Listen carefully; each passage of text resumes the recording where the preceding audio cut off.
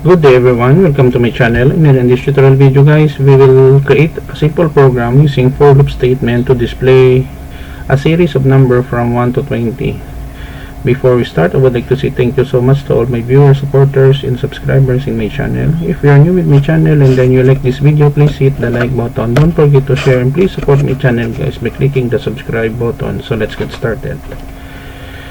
I'm using the code blocks as my text editor in writing this program. So we have here 13 lines of code. Line number 1, sharp include IOStream for input output. And then line number 2 will be a library file, header file, IOmanip or input output manipulator, int main. It is a starting and ending point of every C++ program.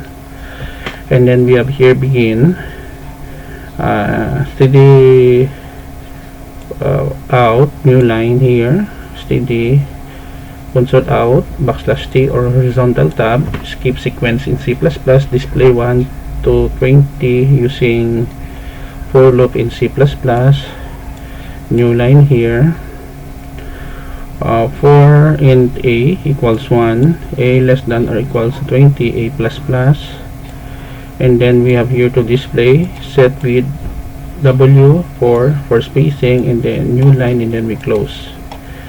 Okay, so don't worry guys, because I will put a link in the video description where you can download the complete source code for free.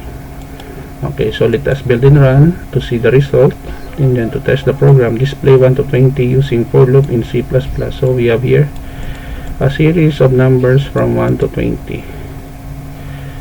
So that's it. This is the end of our tutorial video on how to display 1 to 20 numbers using for loop statement in C++.